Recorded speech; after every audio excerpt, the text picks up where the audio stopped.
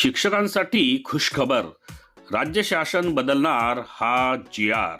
शिक्षकांना टीईटीच्या मिळणार 6 संधी. सर्वोच्च न्यायालयाची मुदत ऑगस्ट 2027 पर्यंत. तर नमस्कार मित्रमैत्रिणींनो, आपण बघत आहात माझं यूट्यूब चॅनल एज्युकेशनल मनोहर. तर टीईटी साठी ज्यांचे प्रयत्न चालू आहेत अशा शिक्षकांसाठी एक खुश खबर समोर आलेली आहे.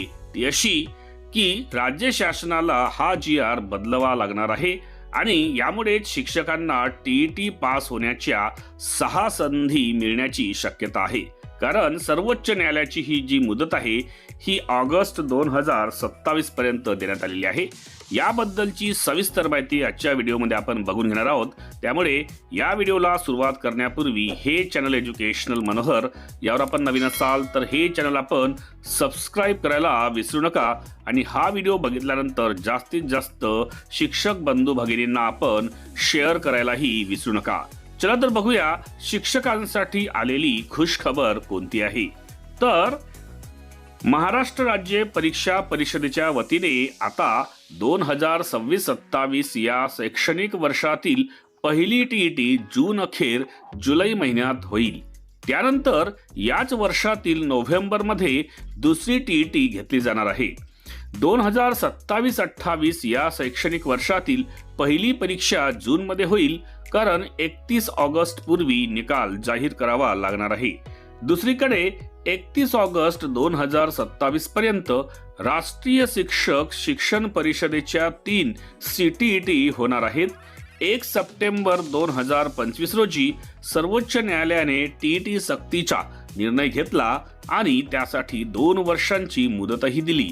ही मुदत 31 ऑगस्ट 2027 रोजी संपणार आहे.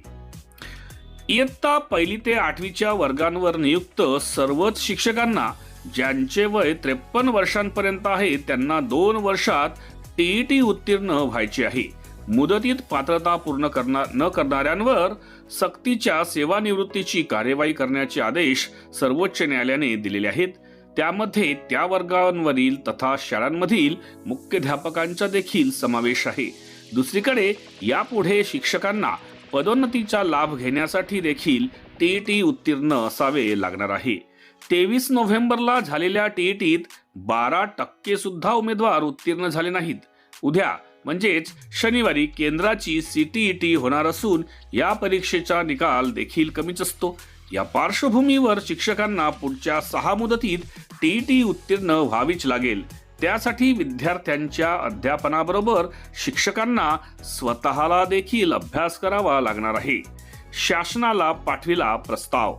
केंद्र शासनाच्या CTET वर्षातून 2दा होतात. आता सर्वोच्च न्यायालयाच्या आदेशानुसार शिक्षकांना टीईटी उत्तीर्ण होण्यासाठी जास्तीत जास्त संधी मिळाव्यात म्हणून महाराष्ट्र राज्य परीक्षा परिषदेतर्फे देखील वर्षातून 2 परीक्षा घेतल्या जातील तसा प्रस्ताव शासनाला पाठविला आहे. अशा पद्धतीची माहिती डॉक्टर नंदकुमार बेडसे, आयुक्त महाराष्ट्र राज्य परीक्षा परिषद पुणे यांनी दिलेली आहे. राज्य सरकारच्या मान्यतेकडे शिक्षकांचे लक्ष. तर महाराष्ट्र राज्य परीक्षा परिषदेच्या वतीने दरवर्षी एकदाच टीईटी घेतली जात होती तसा शासन निर्णय आहे. आता सर्वोच्च न्यायालयाने शिक्षकांना 2 वर्षात पात्रता पूर्ण करण्याचे आदेश दिले आहेत. ती मुदत 31 ऑगस्ट 2027 पर्यंत असणार आहे. या पार्श्वभूमीवर आता शासन निर्णय बदलावा आणि परीक्षा परिषदेला देखील वर्षातून 2दा परीक्षा घेण्यास परवानगी द्यावी लागणार आहे. तसा प्रस्ताव परीक्षा परिषदेने शासनाला पाठविला आहे. त्यावर आता राज्य सरकारकडून तत्काळ मान्यता मिळणार का याकडे राज्यातील 2.25 लाख शिक्षकांचे लक्ष लागलेले आहे.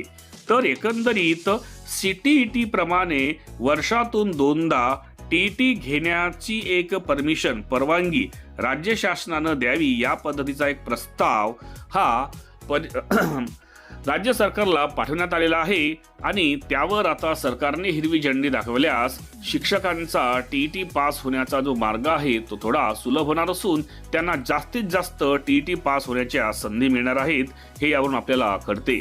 अशाच पद्धतीचे माहितीपर व्हिडिओज आपल्याला बघायचे असतील तर त्यांची प्लेलिस्ट या व्हिडिओच्या डिस्क्रिप्शनमध्ये इन्फॉर्मेशन एज्युकेशनल मनोहर या नावाने देण्यात आलेली आहे. त्यावर जाऊन आपल्या कामाचे आवश्यक असलेले व्हिडिओज आपण पाहून घेऊ शकता. TET साठी जे तयारी करत आहेत त्यांच्यासाठी अतिशय उपयुक्त TET मध्ये हमखास येणाऱ्या प्रश्नांचे व्हिडिओज हे सर्व विषयांचे याच व्हिडिओच्या डिस्क्रिप्शनमध्ये एका प्लेलिस्टमध्ये देण्यात आलेले आहेत, ज्या प्लेलिस्टचं नाव आहे TET एज्युकेशनल मनोहर। या प्लेलिस्टवर जाऊन किंवा या प्लेलिस्टमध्ये जाऊन आपण TET साठी आवश्यक असणाऱ्या विषयांचे व्हिडिओज पाहून आपला स्कोअर वाढविण्यास एक प्रकारे प्रयत्न करू शकता। तर अशाच एका व्हिडिओमध्ये पुन्हा एकदा मी आपली भेट घेणार आहे। तोपर्यंत माझ्या सर्व शिक्षक मित्र मैत्रिणींना माझा नमस्कार।